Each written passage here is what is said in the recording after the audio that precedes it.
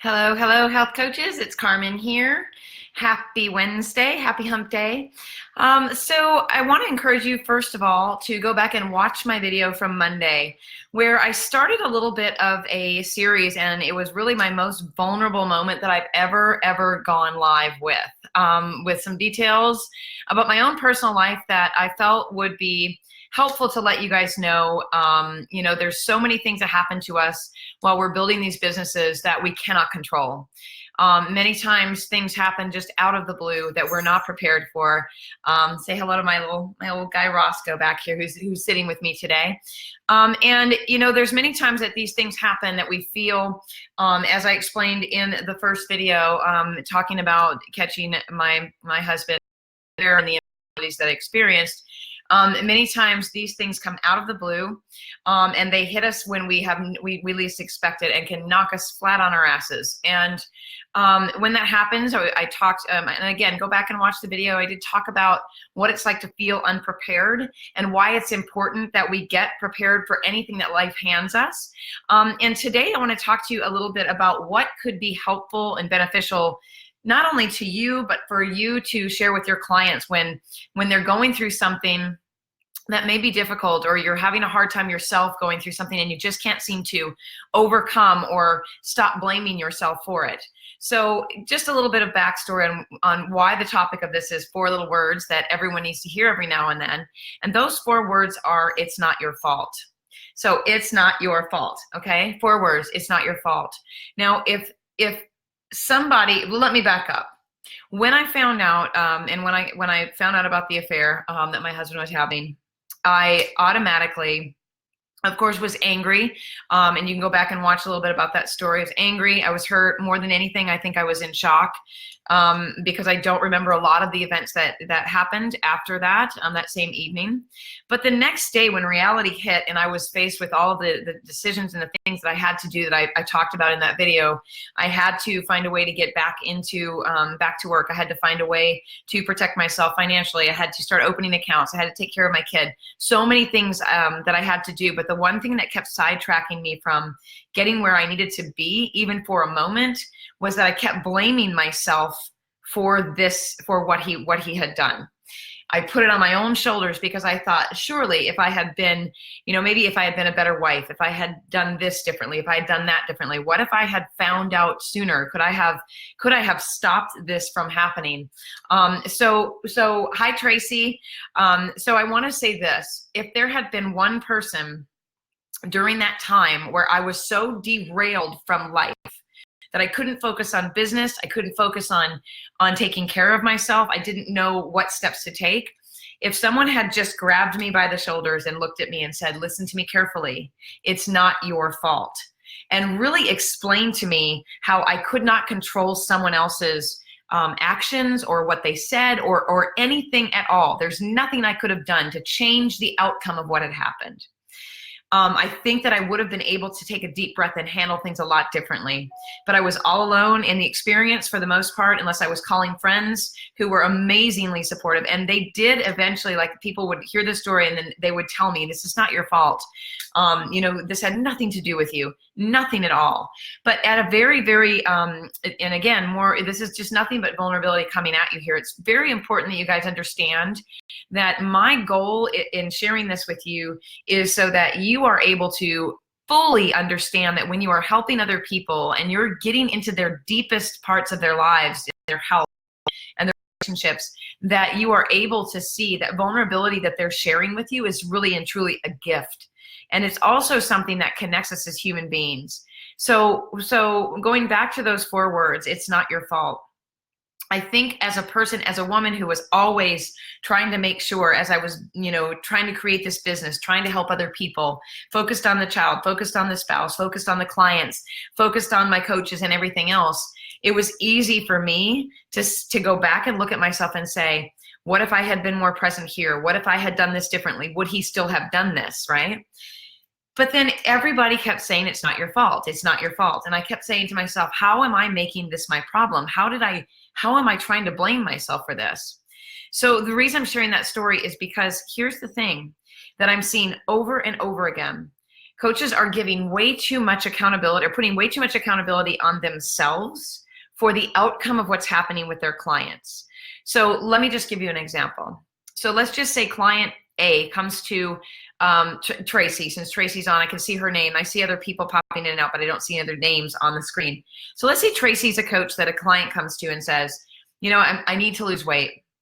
I don't know what else to do. I can't keep carrying around this extra 20 pounds. What can I do? I'm moving my body. I'm exercising. I'm eating right. I'm doing everything I know to do. And say Tracy says to that person and practices a functional approach, which is what I suggest, says to them, well, have you ever really thought about maybe looking at your hormones or whatever? So Tracy does her job, okay? Tracy takes that client on a deep dive. They go after every possible reason why that client may not be losing weight. And then at the end of the 3 months that maybe, or the 6 months, whatever relationship you put together, 3 months works best. But they say to her, you know, Tracy, I didn't lose any weight. I lost 2 pounds and you promised me this and you said I would that, right? So just stay with me here. But Tracy knows that she provided that client with everything that they needed to take the necessary steps to find the answers to why they weren't able to lose weight, right? Hi, Laura. Sometimes, you guys, sometimes in life, people cannot take accountability for what's theirs and what's not. And many, many times, more often than not, what I see with coaches is they start to doubt themselves. So that position that I was in after I found out about my husband's affair of what if I had this, what could I have done differently? What should I have said, done, dressed differently, acted differently? What part did I play here? Coaches are doing the same thing. They're saying, well, oh my gosh, they're starting to doubt themselves and lose confidence in their coaching ability because the client is not taking responsibility for the fact that maybe they didn't give up the foods that were causing them to hang on to weight. Maybe they never got the labs to find out if they had insulin resistance, even though, say, Tracy, and she's just an example here in case you're popping on right now, gave them everything they needed. So what happens when you do that is, number one, your brain absolutely will dismiss everything else that you've got to do. Just like with me, I sat there wondering, what this, what that, what this. I wasn't able to hardly cook anything for myself. I was worried about how my son was going to do in school. I was everywhere. I was all over the board. So when clients come back and they start to blame the coach for them not losing weight or them not seeing the results that they want to see, it's very hard for the coach to sit in that space and say, I hear you, and I understand where you're coming from, but let's have a conversation. So let's go through the checklist of things that I suggested for you, and let's just make sure we cross those T's and dotted those I's, right? And then the coach starts walking through, okay, so did you ever get your insulin resistance labs? Well, no, because blah, blah, blah, blah. Okay, well, were you able to completely give up gluten for a little while, like you had said you wanted to see if that would help with inflammation? Well, I did it for a week, but. So what I see happening is many times the coach doesn't explore, where did things go wrong? What happened here? Where did the client fall off track? And instead they turn around and start blaming themselves. Well, maybe I didn't get what they needed. Maybe this. What am I thinking, even believing that the knowledge that I have could help someone else? When you start doing that, this is what happens. Everything in your business goes on hold. If you are having consultations with clients and that's in the back of your head, you're going to doubt yourself. You're going to say, I wasn't even able to help this woman over here. She said I failed her. Why am I sitting in front of this person trying to do the same thing, right? Doubt, low confidence, self-confidence. All of these things start to snowball.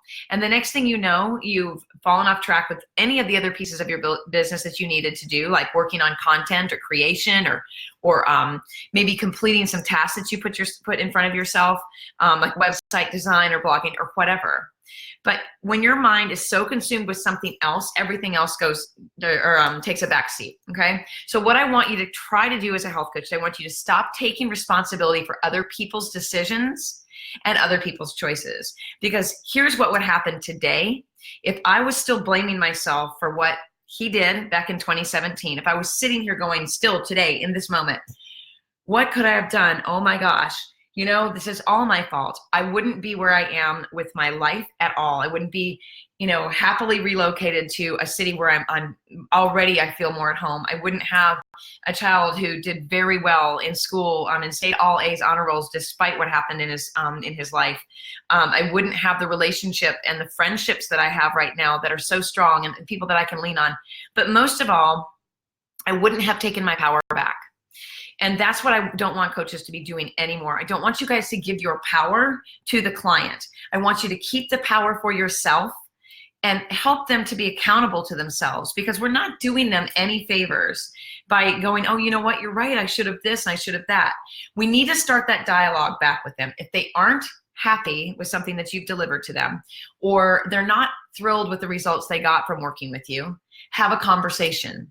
Let's talk about this and see where maybe I could have supported you better, or maybe your part and the things that maybe could have been done differently by you and I, how we could have communicated better. It's only going to make you a better coach. It's going to help that client see themselves. It's going to turn that mirror around and reflect back to them. Maybe I didn't do everything that I could have done or should have done, right? So many things, you guys, everything has a snowball effect with how we're making decisions in our lives and how we're thinking. So let's start with the right frame of mind when we're working with people. And let's think about this also in your own life. What do you feel like you're taking too much responsibility for that's really not yours to own? Because that can absolutely identify and signify a boundary problem. And boundaries are one of my favorite topics right now. It's where we stay in our lane and we know what's ours to take care of and what's out of our control and what's other people's to deal with. So if you're taking that accountability one more time for that client, it's failing you and it's failing the client. The client needs to understand their place in the relationship. And you also need to give yourself more credit, right? Hi, Shirley. So with that, I just want to make sure that you guys hear the message here. And that is, anytime that someone does something and you start to turn the blame around on yourself, no matter what it is, whether it's in your personal life, whether it's with your kids, whether it's with your clients, it doesn't matter. Before you react and automatically start taking that responsibility internally, I should have done this, I should have done that, what could I have done? I want you to say, wait a minute, is this mine to own? Okay, so same thing with friendships, with parents, with children. It's just like the teenager that comes up to you and says, and I'm using an example here, but where did you put my AirPods? My kid, where did you put my AirPods? Why would I even touch those? Why would I do anything with them? Well, they were sitting right there and now I can't find them. So it automatically became my fault, right?